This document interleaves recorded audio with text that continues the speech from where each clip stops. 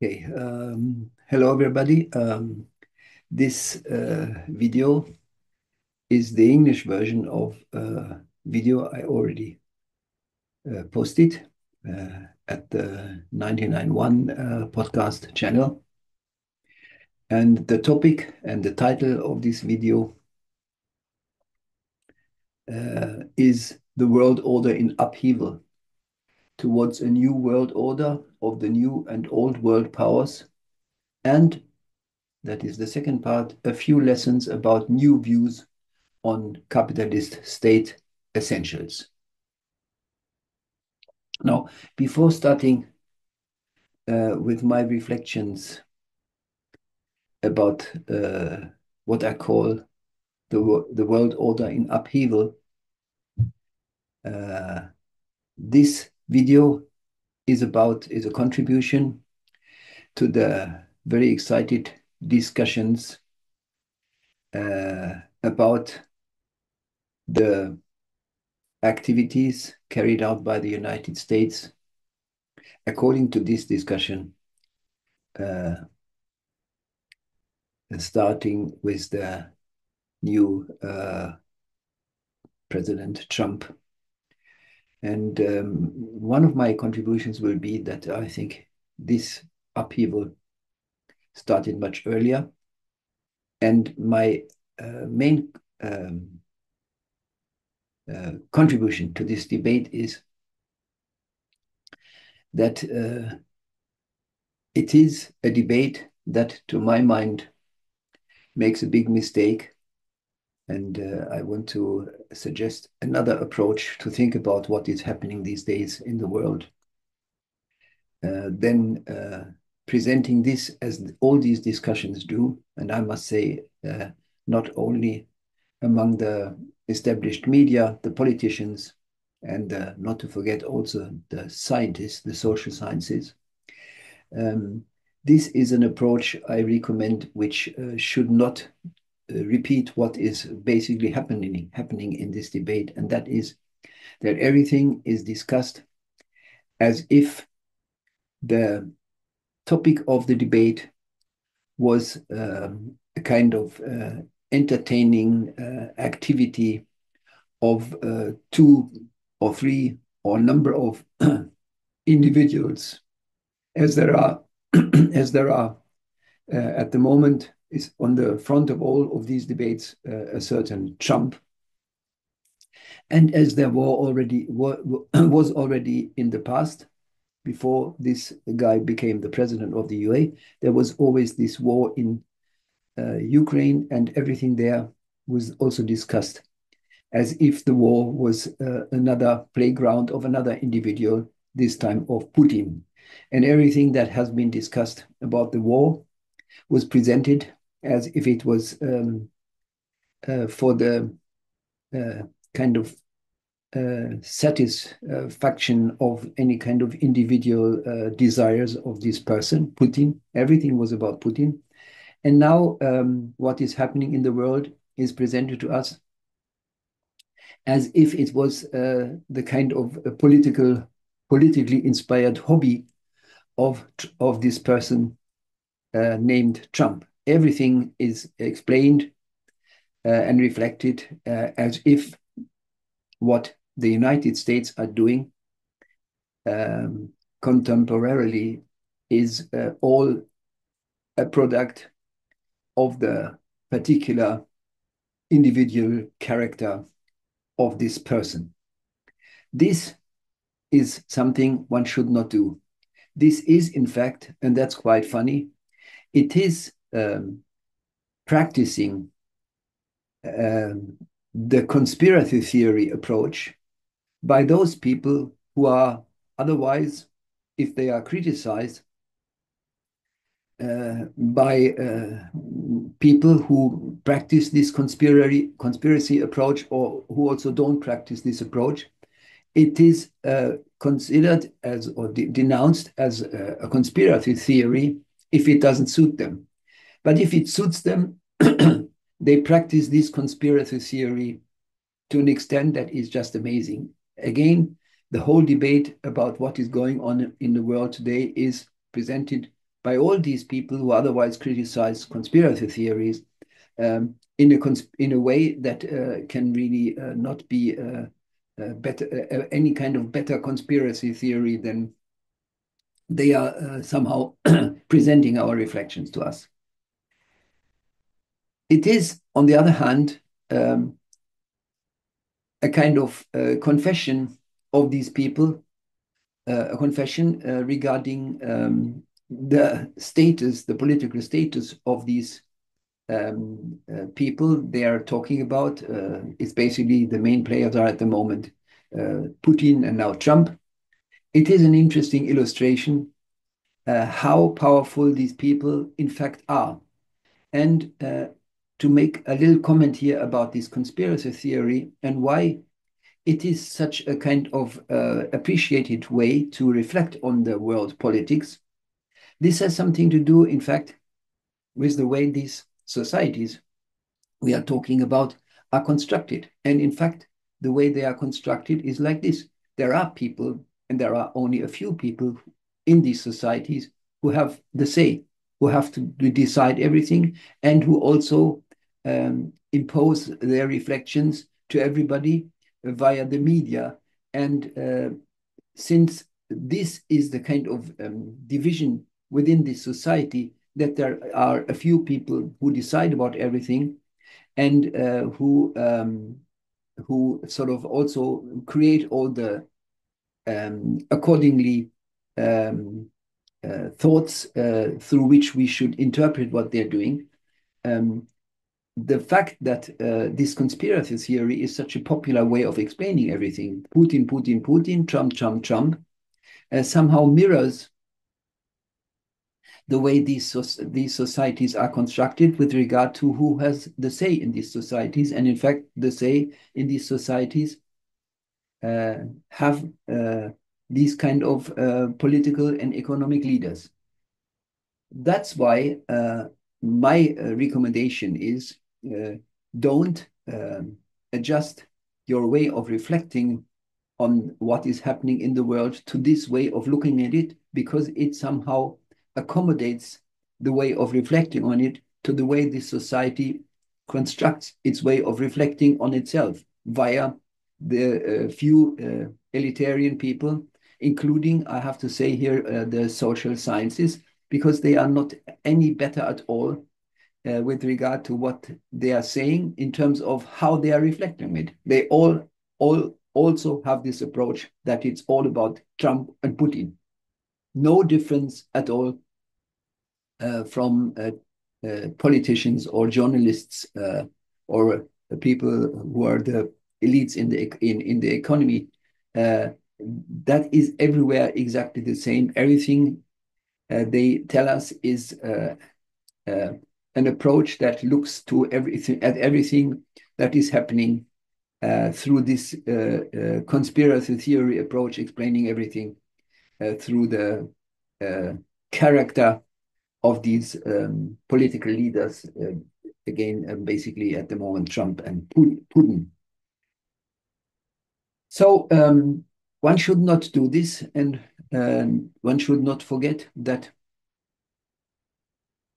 the powerful decision these individual politicians do would mean nothing if they would not be these politicians. In other words, if they would not be the representatives of these political powers. And what makes them somehow so appealing to present them as somehow these conspiracy theories constructed subjects which decide everything according to their individual characters, preferences, hobbies, and so on. Without the power they are representing, there would be nothing. There would be just jokes. And since this is the case, I strongly advise to look at what is going on these days, all these things happening, to look at these beyond this conspiracy approach, explaining everything with the individual strange oddities of these two persons, and rather look at what the political powers are doing, they are representing. that is my preliminary note, making a contribution to the debate, different, very different, I hope, from this conspiracy theory explanation, explaining everything through who is Trump and who is Putin. So this was my short introduction, a contribution that doesn't explain what is going on in the world in these days. It doesn't explain it via the sort of this conspiracy theory approach. So now the points I want to introduce, therefore, as a kind of framework into this discussion to understand and to really better understand what is going on in the world these days. My headline already indicated something by calling this the world order in upheaval. And this is, I think, what is happening. And I want to explain this in two sections, what this is all about. My section number one is looking at what is happening when I call this, what do I mean when I call this the upheaval of the existing world order? And discuss this in two parts. Firstly, I want to have a look historically, a little bit a look at what is happening with the world order, how has it been and how has it become today. And after this sort of kind of little historical journey, I want to look what this upheaval of the world order, what it substantially means for the conceptualization of the politics of the states involved in this global world order and its upheaval. I want to look at this the substance, what is the political agenda, the political rationale behind this upheaval. I want to look at this in two aspects. One is the internal things inside these nation states involved in these battles. And the second one is how they redefine, reconceptualize their international relations based on this upheaval of the new world order. That is my first part. So the upheaval, what is this all about? Historically, I will have a short look at the players involved in this, and then look what they are substantially doing. That means how they reinterpret practically their politics as a way of handling this upheaval or practicing this upheaval. Then my second part tries to conclude, if you like, from all these discussions about how to reshape politics in this historical phase. I call this upheaval of the contemporary world order, how these debates about the changes in politics, in the policy agendas, how it affects or mirrors, if you like, the ideologies we are presented to understand, to explain these activities of the changing world order, and what they are telling us about some essentials around which these societies are constructed. I will tell you some more details what the points are later. So that is my presentation, two parts again. What is happening substantially in this upheaval? What are the countries involved doing? How does it affect their policies? And secondly, how does it change their accordingly constructed ideologies, their views they have on the essentials of how these societies are made, constructed, and presented. Let me start with the first point. let me start with explaining what I mean when I call this an upheaval of the existing world order. Strictly speaking, if one looks at it in a bit historical perspective, it might sound strange, but my hypothesis is that this upheaval is somehow happening, in fact, today. The questioning of the existing world order. But strictly speaking, the seeds for this changing world order were put with the transformation of the Soviet Union and later China from non-capitalist society models, from socialist society models back to capitalism. Why do I say that? Because what I want to say is that it was indeed the successful subordination of the whole world under the rationale of the growth of global capital, under the rationale of the growth of capital. So, in other words, the internationalization of the growth of capital across the whole world, thanks to the transformation of the former anti-capitalist society countries, Russia and later China.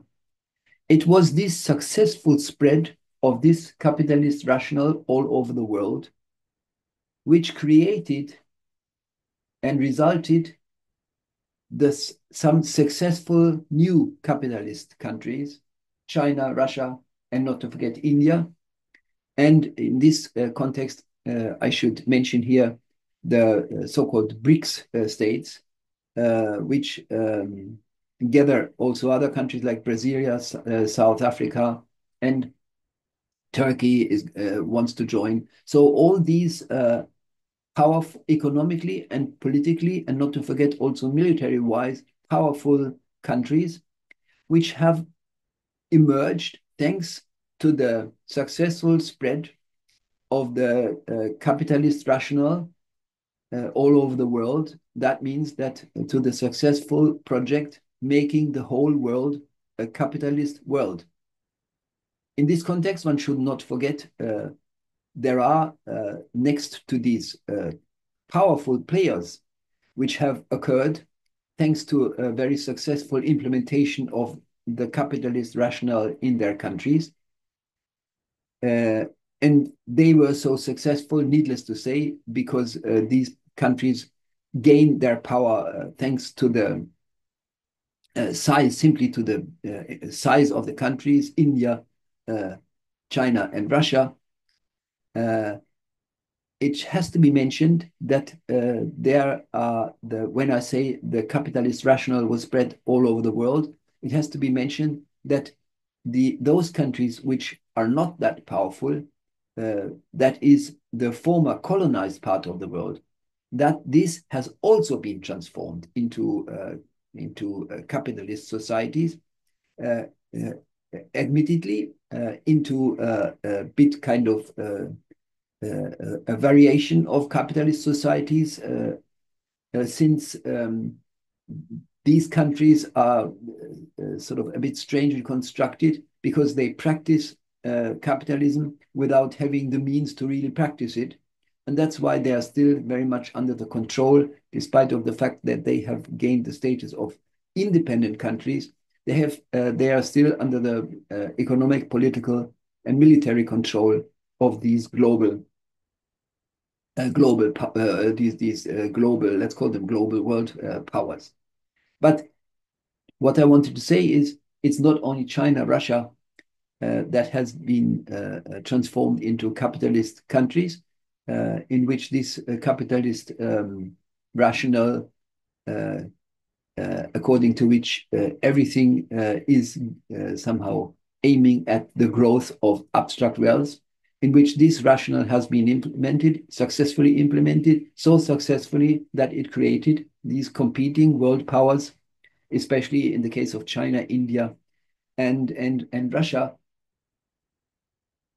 But the whole world has become, that was what I wanted to say by mentioning also these former so-called developing countries. They also have been integrated, by the way, very much in contrast to what they were aiming at. Their independent movements were all anti-capitalist movements, but for any reasons, I don't want to talk here about it now. It has something to do with the war in Vietnam. All these countries were all transformed into countries which are ruled by this rationale of capitalism. So the successful subordination of the world under the rationale of the growth of capital resulted in the creation, ironically, of other world powers which are now questioning the world power monopole of the United States. The United States gained thanks to their thanks to the fact that they were the winners of the World War II. Now, I have to say here briefly to avoid a misunderstanding. This is what this situation these days is about, questioning the world power monopole of the United States, especially by Russia, last but not least, via the war in the Ukraine. I will say something briefly about this later. And by China, especially via the economic power China has gained inside China, and thanks to this power inside China, China has also become a worldwide economic power all over the world. But one has to say at this point that it's not unimportant to reflect about all these things under this title, The World in Upheaval. Both China and Russia have different concepts about themselves as about the world power, the world powers as a whole. The difference is this: while the US considers the questioning of their power monopole as a hostile act of China and Russia, and responds to this hostile act in a way that it tries to prevent these powers to become more than economic powers and to not intervene into the power monopole the United States still have, and which they defend against this questioning. China and Russia have different ideas about these world powers. Their idea results from a kind of further development of what was once called the peaceful coexistence of different society models. That was about the coexistence of socialism and capitalism, and this bizarre idea that it would be possible to have a world that consists of capitalist society and socialist societies, somehow ignoring the rationale of capitalism, which cannot accept any other society model.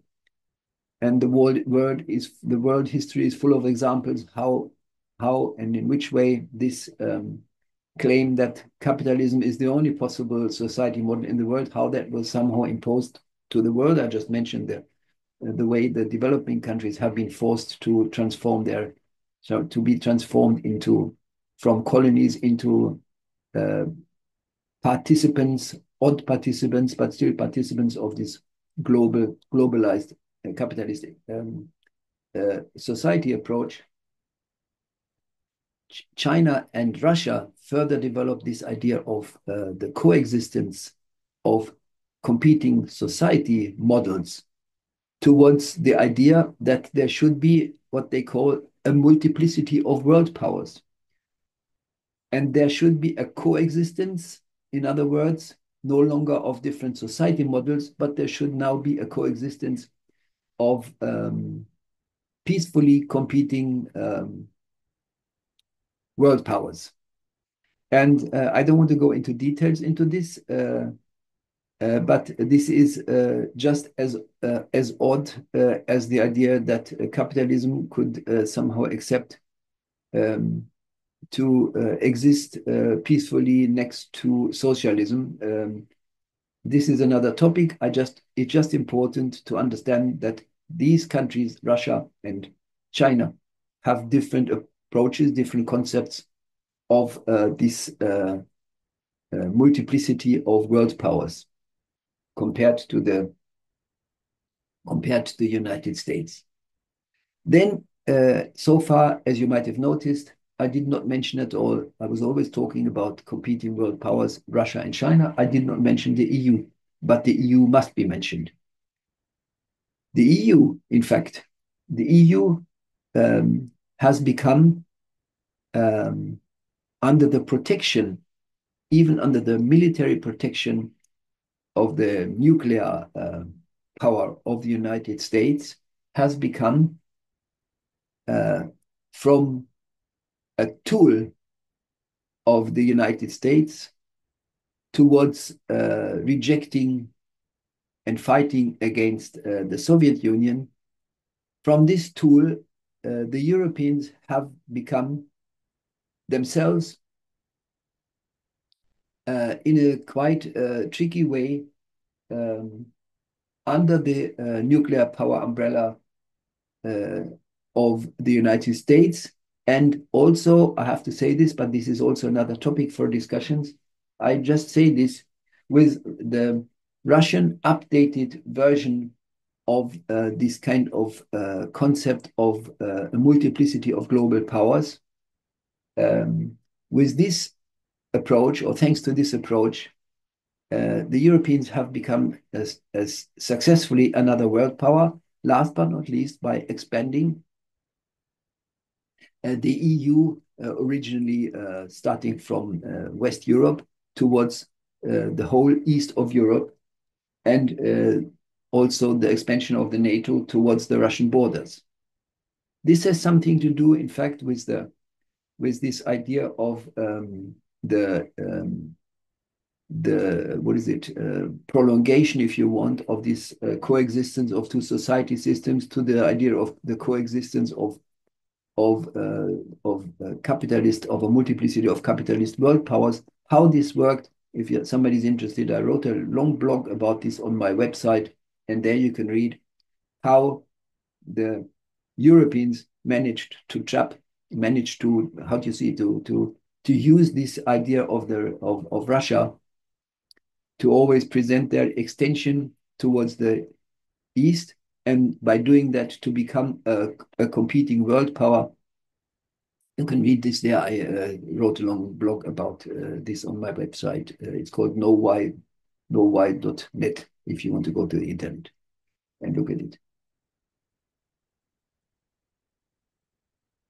This EU, and one should, if one just has a look how they have managed to also become, next to China and Russia, how they also have become a world power, one should at this point not forget that this EU, which presents itself all over the world as a very modest alliance of countries.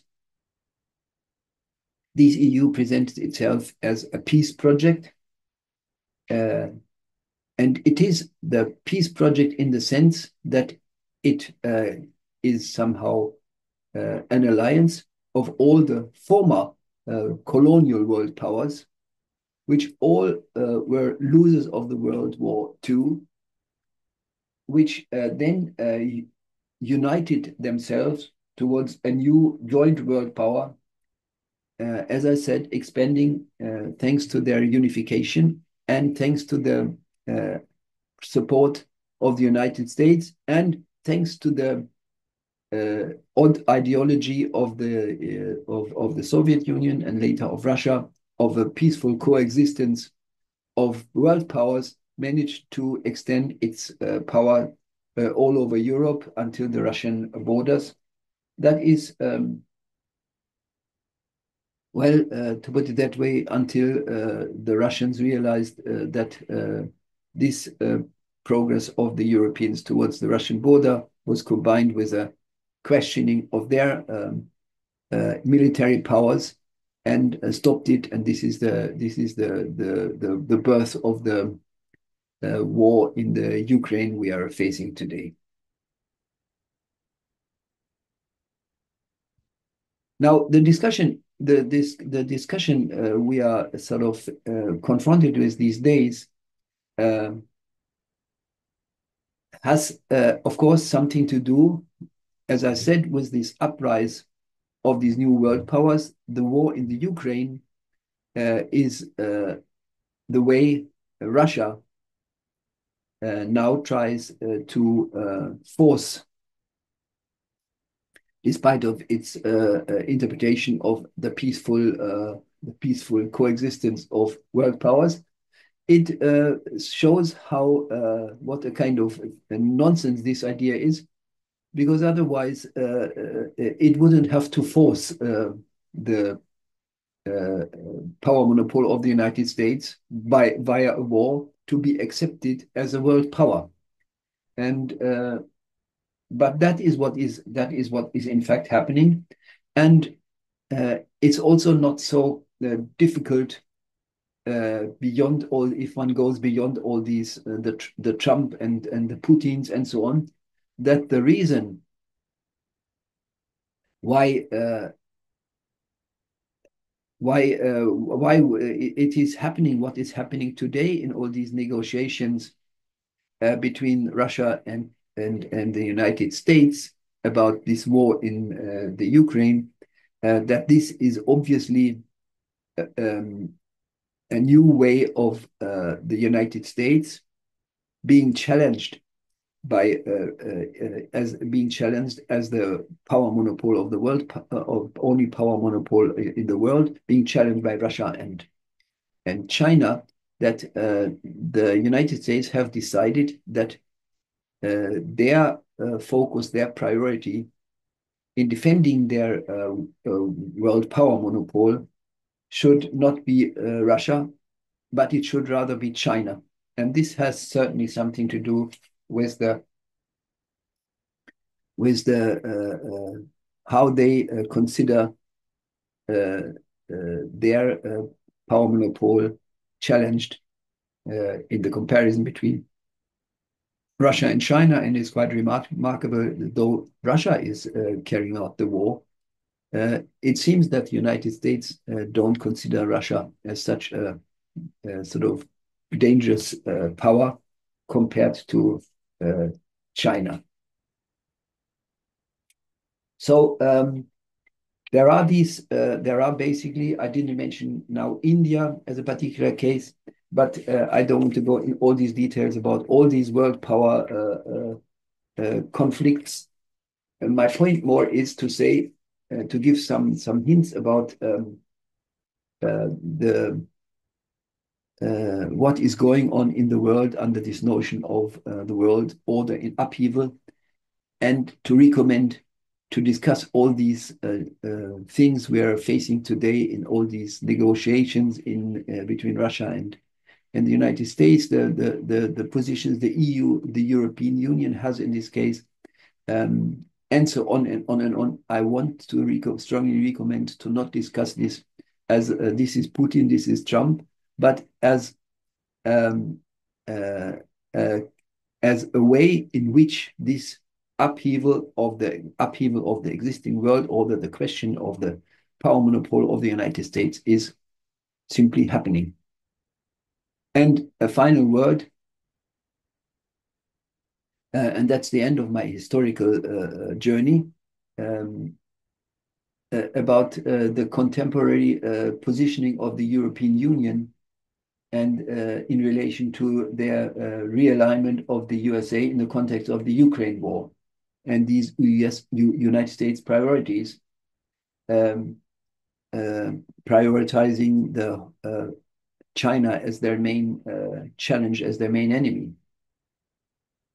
If you look at how the Europeans react on this new positioning of the United States in relation to this war, then it is the best proof for my point that the Europeans have managed, under the protection of the United States, to question, just like Russia and China are doing it, though, as I said, with another concept of world power divisions, uh, how they question how much power they have gained to present themselves, to behave, to act as a competing world power now in front of the United States.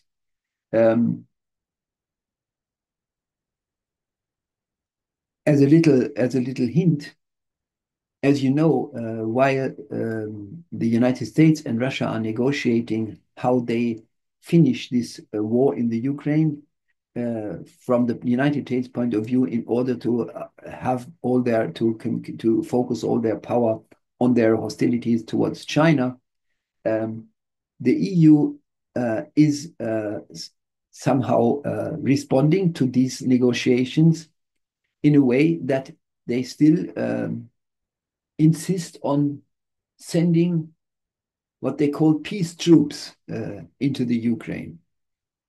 And yes, I'm aware Russia has somehow rejected that because they rightly realized that this is somehow, in a certain sense, bizarre, but it is telling about how much power the Europeans insist on in Europe and beyond as another alternative power, also in front of the United States. Sending peace troops is nothing else, in fact, but doing what they always wanted to do and what the Russia tried to avoid with this war, to make the Ukraine part of the NATO.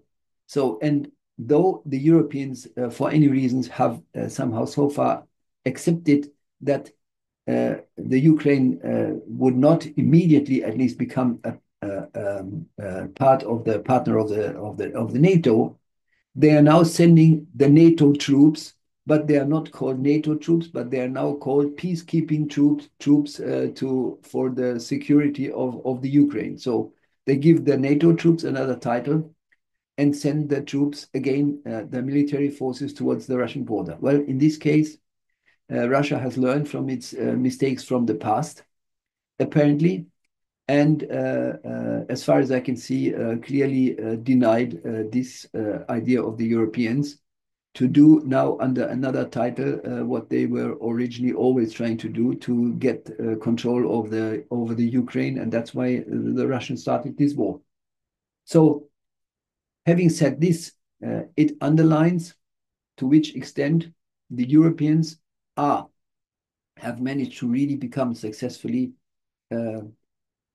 a global power, though, of course, at the moment, the United States handle them in a way that rejects any influence of these Europeans on these world power negotiations between Russia and the US. That is what they are doing with Russia, and they exclude the Europeans from that, and how the Europeans react on that I just explained. So this is a short journey through what happened since the World War II. Since this, as I said, it started with the successful spread of the rationale of capitalism all over the world. It created these competing strong capitalist powers, China, Russia, and the EU and India. And what the world is now about is carrying out the rivalries about against the existing power monopole of the United States. This has this historical situation I phrased as this upheaval of the existing world order, questioning this US power monopoly. This has some consequences, implications for the way capitalism is carried out, conceptualized these days. And this is something one can also find out from the discussions between all these participating parties, especially from the, of course, from the politicians from these representing these countries. But one can also only find out that these changes and how they reconstruct their capitalist societies towards this new world power competition. One can only really find that out if one forgets about this silly Trump and Putin talk, this conspiracy approach, which doesn't find out anything about what is really going on. So, a few points I want to say about how this new world situation with these competing world powers has affected, changed the practice of the ruling rationale of capitalism in these countries, but also across the world.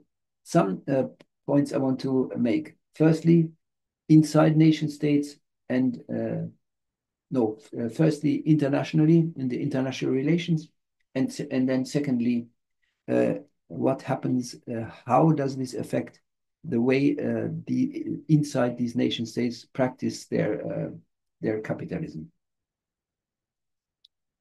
Let me go to the changes in the international relations.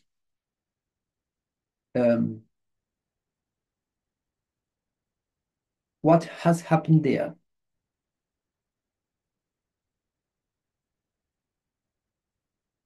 The international growth of capital has become, from a former kind of acceptance of others as being also players in this global economy, therefore titled with this strange concept of globalization. Under this notion of globalization, everybody was considered as, all the nation states were considered as contributors and beneficiaries of this globalization. And this is out with this occurrence of these battles among the world power and their competition. This is out and has been replaced by a kind of permanent economic war between these states and their people. The economic competition has become, via the accordingly established tools, taxes, sanctions, and other trade restrictions used as economic weapons in these economic battles. The international relations have changed towards this, considering the other competing partners no longer as partners, as it was happened in partners of a shared global market, but now they're all considered as enemies, as hostile competitors, which have to be somehow pushed back, which have to be fought against as countries which are challenging the economic potentials of all these countries. it is a kind of radicalization of the international politics started by the United States under this regime of Trump, explicitly made, which illustrates what foreign policies is all about today, not only for the US, but also for China. If you look at, for example, this famous bit kind of romantically how do you say named Silk Road project, then this Silk Road project, just the same as Trump is doing that with all his taxes on all kind of commodities he wants to avoid to be imported into the United States from China, but also from Europe. If you look at the Silk Road project, then it also is an illustration how, in this case, China is somehow invading the world market with China's commodities and somehow pushing away other competitors as questioning as a as a kind of obstacle of the Chinese expansion across the world. So though this sounds very neatly with this idea of they are exporting and carrying the silk from China to to the rest of the world. Of course, they are carrying everything else, but nice clothes all over the world. And what they are doing is, in fact, just as the United States is doing it also with the intervention of all their taxes, and the EU is also using taxes and all kind of other trade restrictions, as you know. They are considering now each other as economic enemies and carry out something I described as a continuous economic war in which the borders between war and economic relations are a bit fluent, as you can see from all these activities. And this is not at all only the Trump interpretation of the United States, but it is what all these others are also doing. The EU is doing that. The EU is a really world champion with regards to preventing China, but also United States, to import their commodities into the EU market and avoid to the capitalists from China and from also Russia and from of course mainly from the US to sell their things on the European market. And the Europeans do that from the very beginning, just as the United States are doing it today with taxes, but they have basically another very successful means. And that's what I mean by all these other instruments for economic restrictions. They do it via this kind of,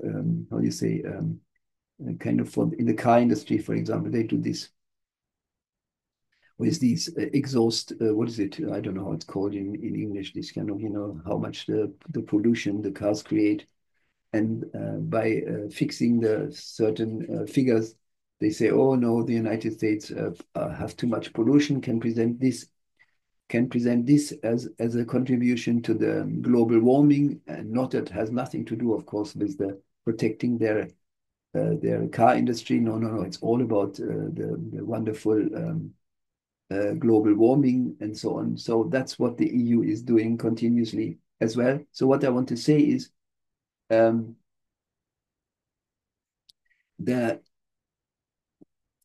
the period in which the countries considered their national economies as contributors and beneficiaries from a shared global market. This is over and is replaced by considering each other as hostile economies which are questioning the national economies which are questioning each other, their national economies, and try to prioritize their selling of the whole market and try to push away other goods coming from other national economies. That is what is happening as the substance of this new world situation, these competing world powers. That is somehow what is going on. And that is a shift that is remarkable. There is another phenomenon one could observe, and that is that this old idea of we are all living in one world and everybody should benefit from the global market, that how this has been somehow replaced by sorting out the nation states and their people into friends and enemies. So the way this competition among the global powers is carried out is to replace this idea of we are all beneficiaries of the global market is out and has been replaced by this kind of sorting out and distinction of the nation states and people into friends and enemies. And basically, every state, every other state, then my state is considered as an enemy. Question my the participation of my state, America first, Europe first, China first. That is the idea that illustrates this new approach of the international relation between these countries. Just to give a few examples how this is somehow done. The United States, for example, consider South Africa suddenly as an enemy, and the South African people as people which they have defined as their enemies. What they say is South Africa is a racist country by favoring black people and are not fair anymore to white people. So it's quite funny. They put that upside down, this racism, and say South Africa favors black people and in that sense is a racist country. And by saying that, we somehow name this South Africa as one of our enemies. So there is this old, we are collaborating again is out, but the world is all consisting of friends and enemies. Basically, it's all only consisting of, mainly it's consisting of enemies. I want to mention here also another new way of looking at the world. And that is that the world nation states and their societies ideally consists of ethnically defined people. And an example here should be mentioned, and that is also put into practice or be avoided to be put into practice, that is Palestine. Palestine is a case where this approach of a state consisting of an ethnic group is rejected, but this is the concept from which nation states these days are constructed as representing ethnic groups, and everybody who is not part of this ethnicity is an enemy, doesn't belong to this. In that sense, Israel is an interesting example because Israel is not only a state for all the Jewish people, so a nation state constructed based on an ethnic group where the ethnicity is defined via the shared religion, but Israel considered itself not only as the nation state of all the Jewish people within Israel, and accordingly all the other people living in this country as their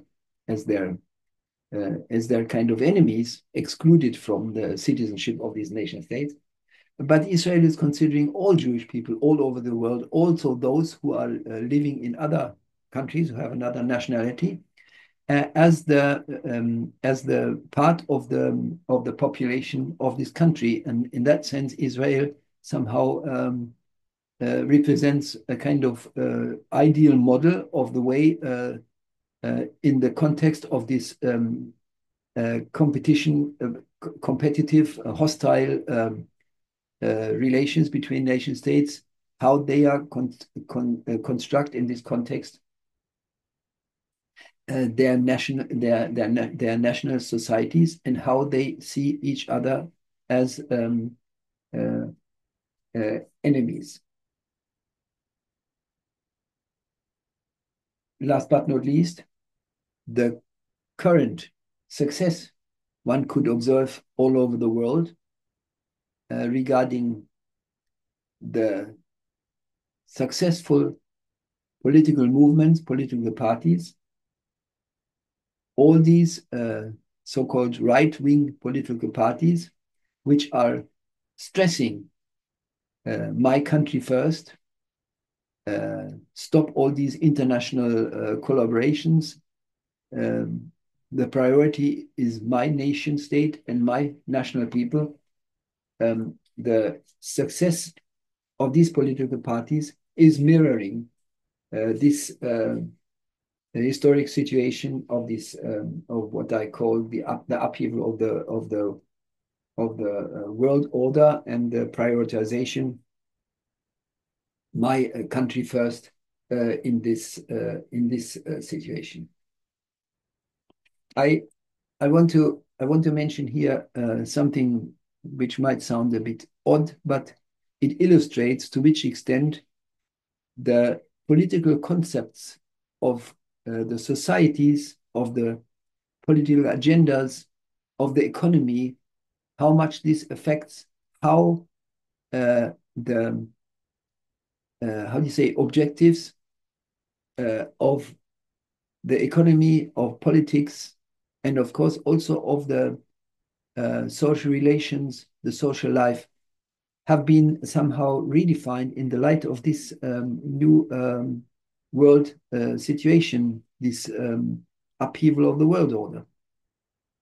Sounds strange, but I want to just illustrate this via a view on, believe it or not, yes, on the trade unions. One would wonder, about trade unions, what do they have to do with international relations? They do. They also redesign their policy agendas in this direction.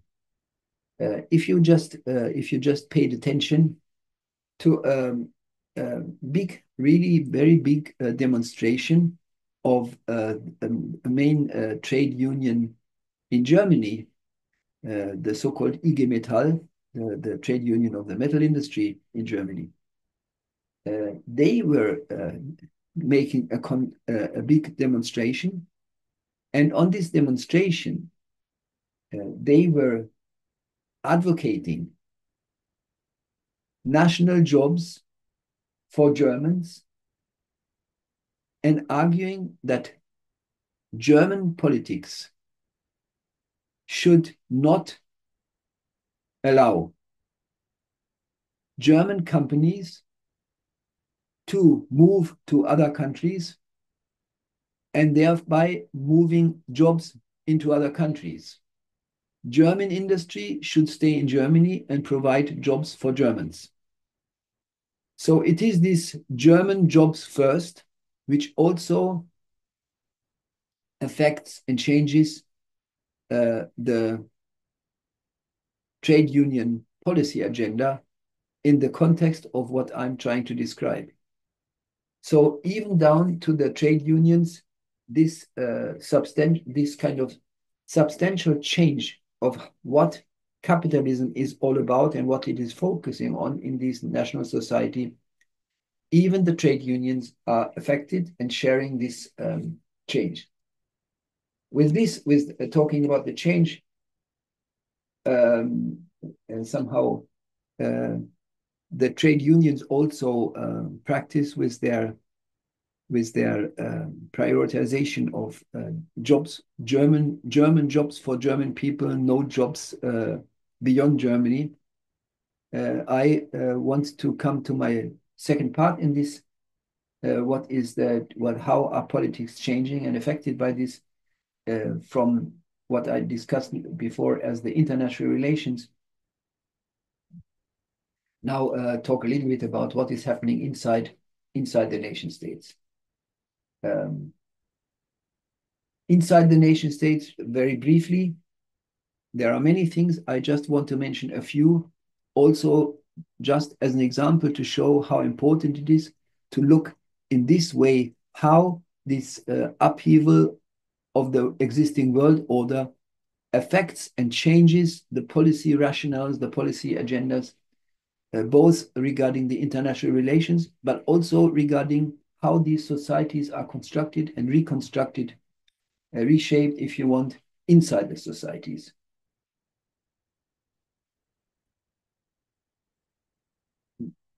Just a few points. Inside the societies, what happens is what I call here in my notes a radicalization of the capitalist rationale, everything for empowering national societies for the global battle about the growth of money wealth, from Argentina to Trump to Christian Lindner. What did the guy say? He was somehow, during these election campaigns, he made an interesting remark. He was actually saying, firstly, not only Argentina, but also Germany needs this guy, this Argentinian Milei guy with his saw. And what he said is that the German politics should focus on enabling Germany as an international competitor in order to manage to create commodities, to create industries, create capitalists inside Germany, which are able to compete with other companies on the global market. So what I want to say is, inside these societies are in all respects somehow reconsidered, reshaped, reconstructed in a way that internal politics within the nation states are seen as making the societies a competitive global player, as it's phrased in a bit kind of neat words. But it means substantially the same. It means how we construct our societies inside must be seen in a way that the societies must be able to beat other societies in the competition, in the battle about who participates in the global growth of capital.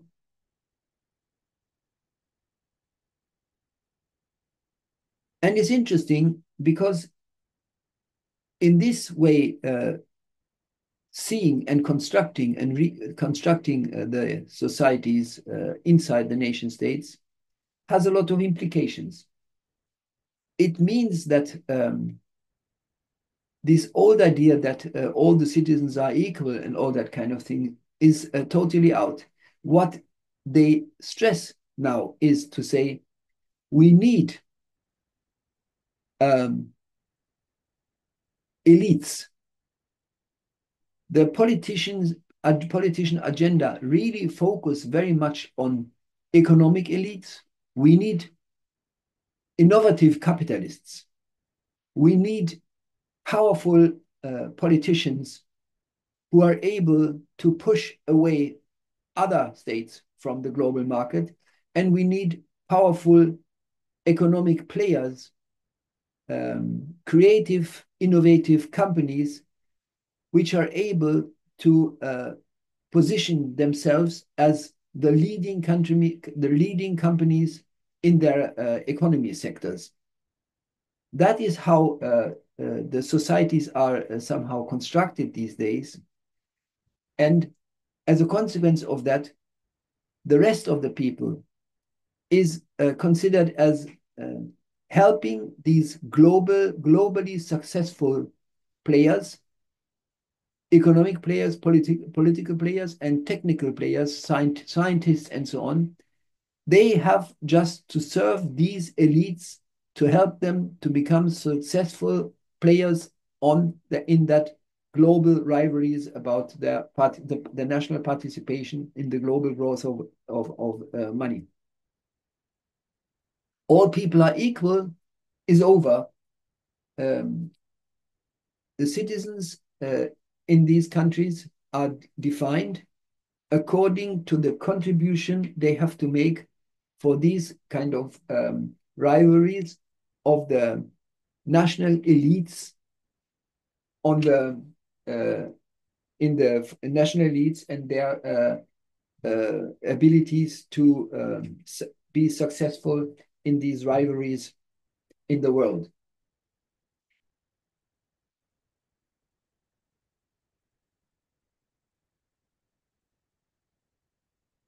From this point of view, there is also a new way of seeing the people, as I said, in these societies. And one thing is this stressing of these hierarchies, those who serve and those who are the beneficiaries of these serving people being the representatives of a national economy in the battle on the global market. This has also another consequence, and that is how other people are seen inside these societies. This is the birth of a kind of racist new organization of these societies. And this is racist sorting out of who is part of these serving people is happening all over the world.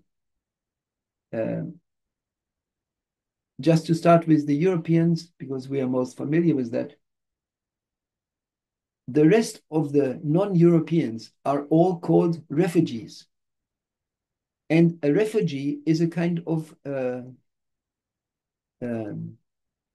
almost criminal person who only wants to come to Germany for his individual benefits. And this is seen as a kind of criminal act because, as I said before, societies are constructed as serving the political and economic elite to play a role in the world against others and, in the best case, to beat them in these global rivalries. So this happens with other countries just as well.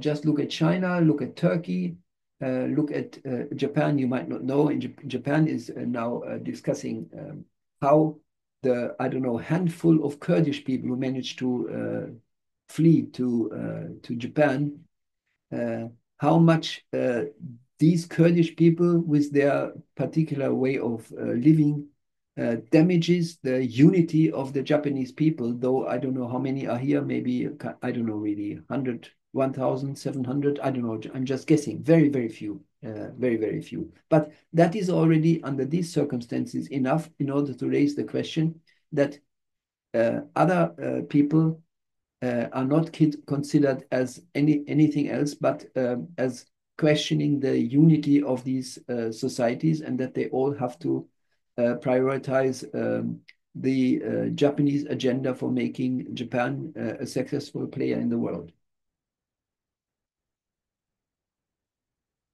So these are just this is just what I wanted to say, how this upheaval of the world powers affects the way the societies and their rationale and their aims, their objectives are reconstructed, both with regard to the international relations of this society as also inside these societies. And maybe I should mention here another, of course, another relevant point. I was just thinking if I should skip it, but it's just too important. Um, the I come back to this under my next point anyway, but just to mention this, the welfare state. The welfare state is also under discussion, and the welfare state, once created to help the people who are failing to be successful in these societies, the welfare state is now, of course, in that context considered as a waste of money because it's money that is not invested.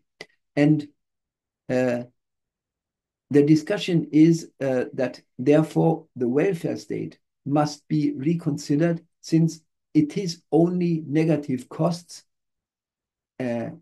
somehow diminishing the amount of wealth one could invest in order to become a relevant global player in the world. So that's how this welfare system, this welfare state is discussed as a part of this discussion. There are many, many more points. Just think about what is happening to all these political areas inside these countries. And then you might find other examples where this is happening, that all the, how you say, the policy domains of national policies are reconsidered in the light of this new objective called Germany, America, the EU, or whoever first. So that was my first part, saying what is happening really in the world, and that is something else than any kind of silly ideas of Trump, the Trumps and the Putins. So I now come to my second part. I want to raise another point here, and that is, as I said at the beginning, my first point was, how are societies adjusted, changed towards this new mission they are attributed by their political elites? In this context, there is massive discussion about all these elements of capitalist societies constituting these societies, as there are the nation state, democracy, elections, law, etc., etc.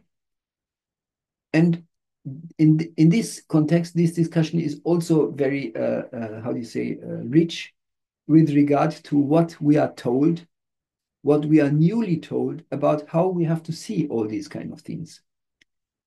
In other words, what are the ideologies? What is the way we are told we have to see the elements, the essentials of these societies? And the essential of these societies, I will quickly here refer to with regards to how they are presented to us in the light of this new way of reconstructing these societies. I will say something about a few points. I will say something about what is the state in the light of this new way of constructing it. How is it presented to us? What are elections? What is law? What is the freedom of opinion? What's the welfare state? What is the economy about? And finally, the media. Again, I can only touch on this point. Let me start with state. If I say I only can touch on this point, I mean that serious. I think these are things that need further and more sound and elaborated reflections. I think these are things we should discuss and forget about this Putin and Trump nonsense. These discussions are very, how do you say, instructive. The state, let me start with the state. The state once was presented to us as the political body serving the citizens. If you look at what is discussed today, this is no longer happening. This is totally out. Today, the state is the one who must decide everything to make Germany strong in the world. So inside these societies,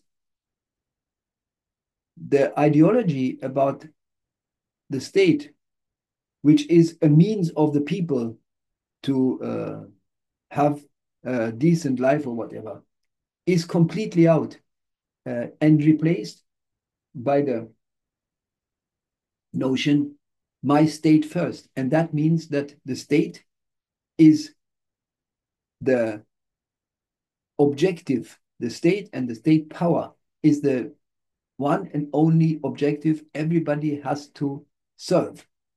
Make Germany strong. That is the way states are conceptualized. And the old ideology, the state is an instrument of people's needs or whatever. Forget about it. It's out. Elections accordingly were presented to us as the means by which citizens are telling the state what they want him to do for the sake of their own benefits. That is what we are told what elections are about. Totally nonsense. If you look at the election campaigns we had in Germany, the elections are there in order to create a powerful government, powerful in front of other powerful countries, in order to represent Germany as a successful player in the world. And in the elections campaigns, it is just the other way around. Not the people are telling what the state should do, but it's just the other way around. The state tells the people what the people should know the state's agenda is all about, and they can then give their vote to these kind of political parties who all share this very political agenda. No difference at all. I mean, if somebody finds difference, please tell me.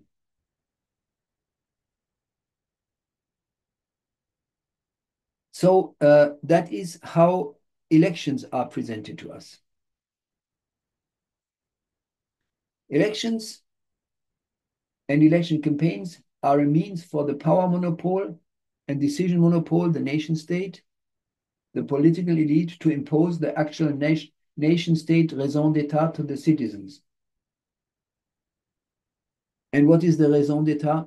We are told we have to be now prepare our nation state. Nothing else, but we have to prepare Germany and the EU as a whole for wars.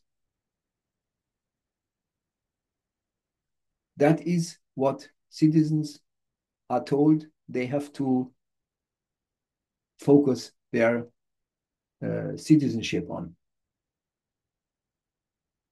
Then there is another discussion, which is also remarkable and is telling about how the essentials of capitalist societies are somehow presented to us today. We should notice that, and again, you wouldn't notice that if you always talk about the Trumps and the Putins. Pay attention to what we are told about what capitalist societies are about, aiming at what their objectives are. Democracy. Thanks to the way politics are practiced these days. For example, that is related to the way Trump started his presidency with making politics via these, I don't know how it's called, the English word, in these kind of, what is it, presidential orders or something like that, doing all his policy decisions without involving the parliaments. This is discussed as via the question, where is the difference between the United States policies and dictatorship? And then in these discussions, people insist that there is a difference between dictatorship and democracy. The response Trump is giving to this debate is interesting, is remarkable. And just to say this already now, if you think this is only a clarification Trump makes about what the distinction between democracy and dictatorship is, I will come just right away to an example, very actual example about what is again going on in Germany. Trump says, how can you really make a distinction between democracy and dictatorship? Of course, once I am elected as the president of the United States, I decide what is happening. So he doesn't say, of course, I'm a dictator, but what he is saying is that this old idea that because a politician is elected, that's why the politician is obliged to always look at what the people want him to do. That is what Trump really rejects and says, sorry, I'm elected and I was elected to be, he doesn't phrase it in that word, but substantially it is what it means. I'm elected to be the dictator. That is what he clarifies. To avoid that this is only a specialty of the United States, two things. Firstly, this ruling a country via these, or what is it, these orders he always signs with his long signature, that is happening under all presidencies. And is part of the United States Constitution, and is not only happening under the reign of this famous Donald Trump. It is only mentioned here as questioning the distinction between democracy and dictatorship, because what he decides is not appreciated by those who critique what he is doing.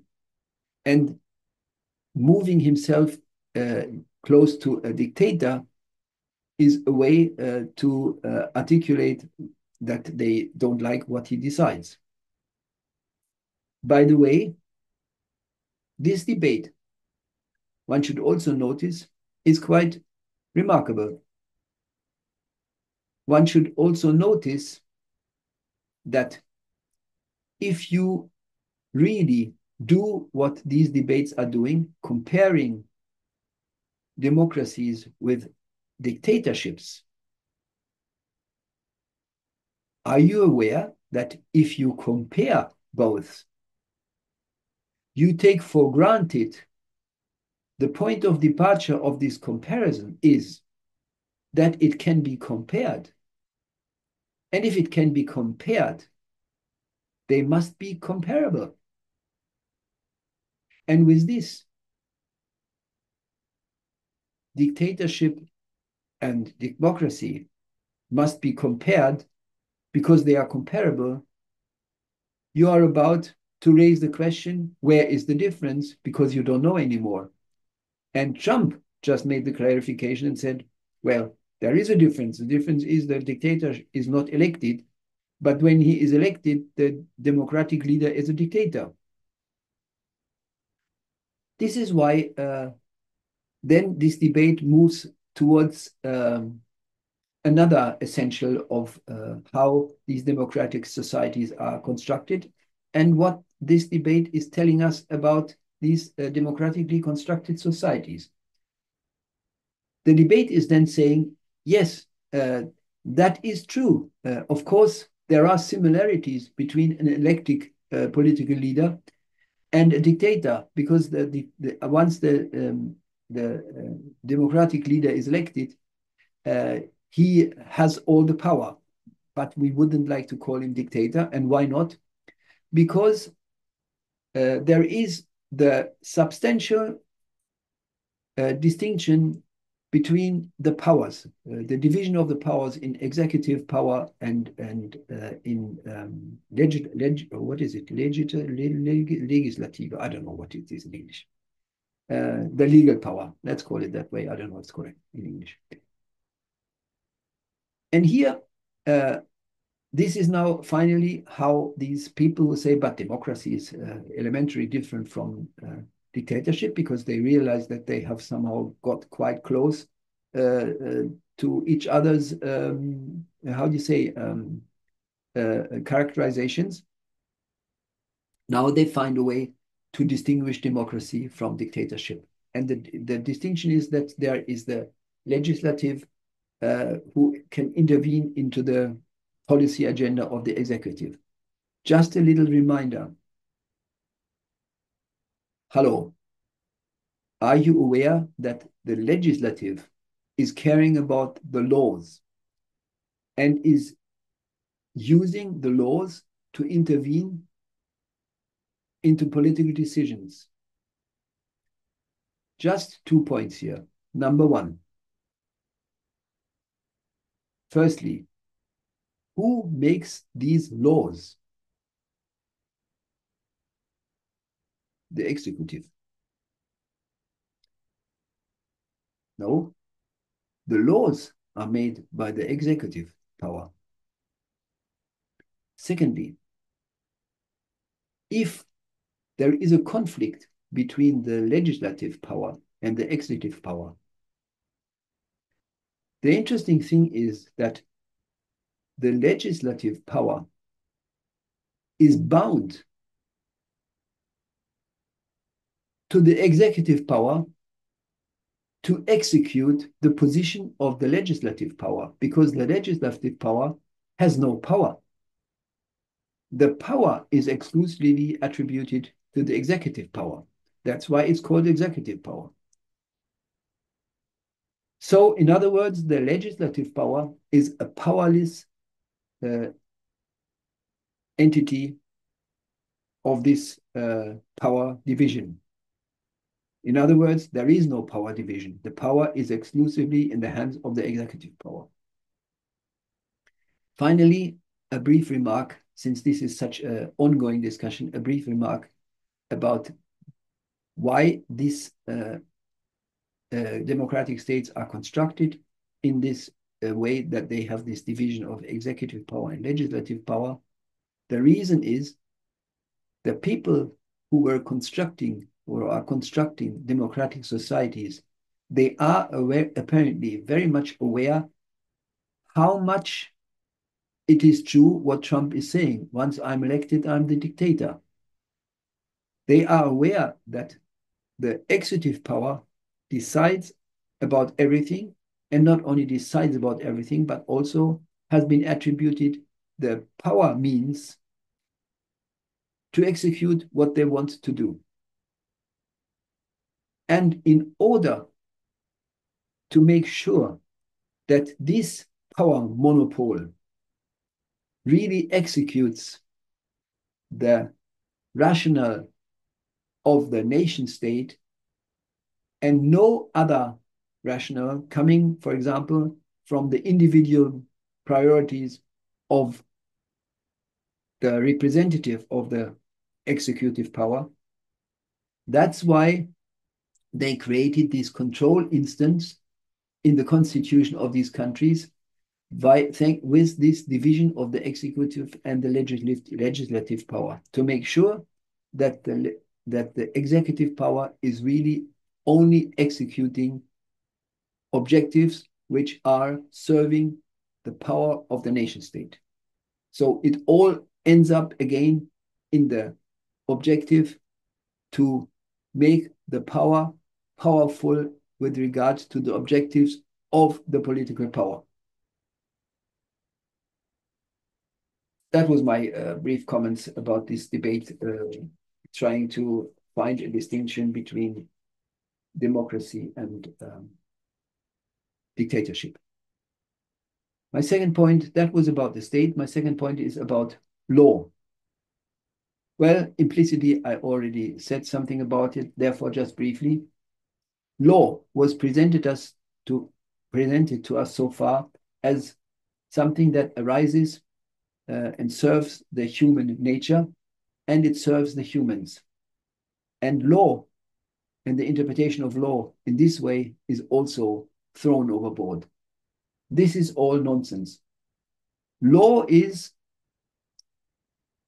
now I also use this conspiracy way of talking, law is what Trump decides, what the politicians decide. That is law. And law is what the state decides as his raison d'etat, what the state finds the society must do. It is the way the society imposes its view on everything into the society and not the other way around. It's not a means of the society against the uh, uh, political power, but it is simply the other way around. A similar thing applies to the next point, the freedom of opinion.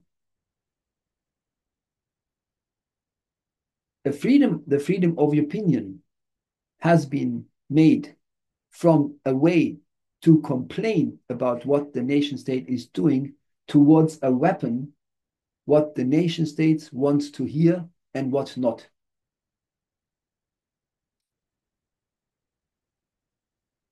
What the state wants to hear is decided and introduced and imposed into the society with the power and with the violence means of the nation states into the society. And a very striking example is these discussions in Germany about but not only in Germany, about the war on Gaza. And here, as you all know, now it becomes already dangerous what I'm going to say now, because here there is the raison d'etat of the German nation state, which decided what you have to say about this war. And if you don't say that, you are somehow getting in touch, to say it carefully, with the power means of the German nation state. The history, the stories here are endless, what is happening in Germany in this respect. And this is a way how people are now told what the freedom of opinion means.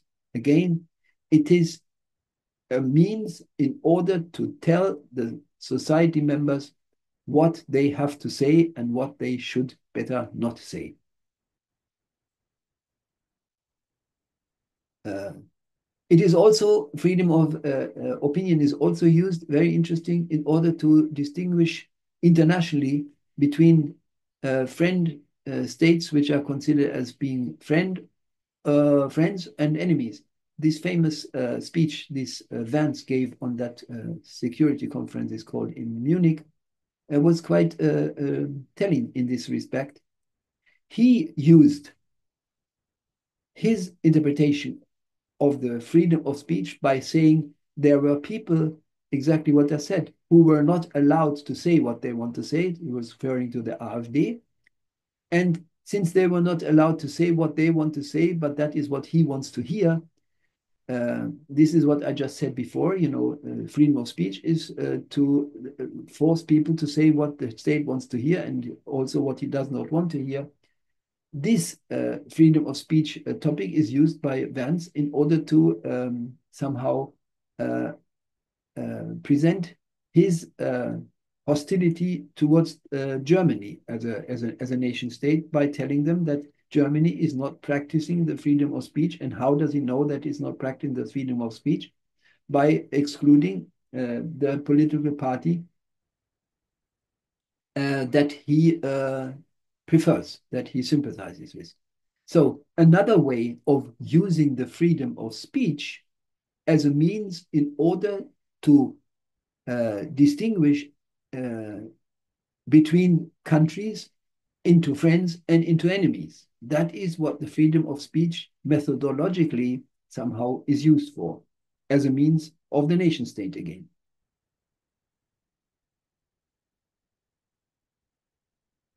Welfare state. The welfare state, I mentioned that already before, was to us presented as an institution for the sake of the citizens. Another outdated view, another view that is replaced by an interpretation of the welfare state as a restriction of the economic freedom of the citizens. How does that work? That works in that way. Everybody is somehow forced to pay tax And from these taxes, the welfare state is financed. And by forcing everybody to pay taxes, the freedom, as it says, of the citizens is rejected. So it is an interesting clarification, by the way, about the freedom. The freedom means your abilities to invest money. That is freedom. And if you pay taxes for the welfare state, it is money that reduces, questions your freedom. Because what the freedom is all about is to make Germany a strong rival in the world. And the welfare state has to be therefore presented as an intervention, a restriction of our freedom. That is how, again, this FDP, Liberal Democrats of Germany, phrased it when this Lindner said we could also benefit from a little portion of Millet in Germany. And what did he say? The best social security is economic growth. Practicing this freedom. So this was what this Liberal Democrats said. But just think about it. Did the other parties, when they talk about the welfare state, say anything else? The Social Democrats, do they say anything else? The Greens, do they say anything else? Just this morning, when I opened my smartphone, and so the first news, of course, after reading what happened in the negotiations about the Ukraine war, the first news was a statement from the new German chancellor. And what did he say? He said, we should be prepared for tough times regarding the social security. Yesterday, he said, the times living in a paradise. Did you know we were living in a paradise? The times living in a paradise is over. I don't need to explain what this announcement means in terms of how these political parties, in the context of what is going on in the world, see the welfare state.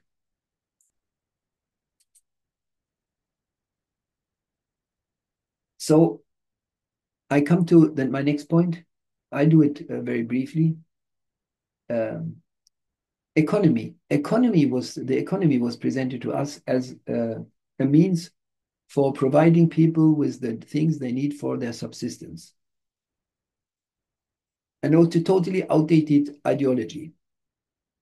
Economy is no longer a means for the personal subsistence, but it's just the other way around. The economy is the mission, the objective we all have to serve. It's just the other way around. Not the economy serves people. People must serve the economy to be a successful player in the world. The growth of capital was presented to us as a long-term perspective that provides us finally with the means we need for covering the paying or covering the necessities of our living conditions. This has also been changed. The ideology about this, how this is presented, the global growth of capital. The global growth of capital is what we all have to serve for, and the way it has been presented as a means for providing us with our living conditions has been reinterpreted in the sense that it is presented now to us if we do not help the growth of the growth of capital, then we have nothing because we are independent from them. We all have nothing if we don't help the growth of our capital to grow. If we help our capital to grow. So again, it's put upside down. The global capital, the growth of capital is what people have to serve with the brutal argument to say, otherwise you have nothing.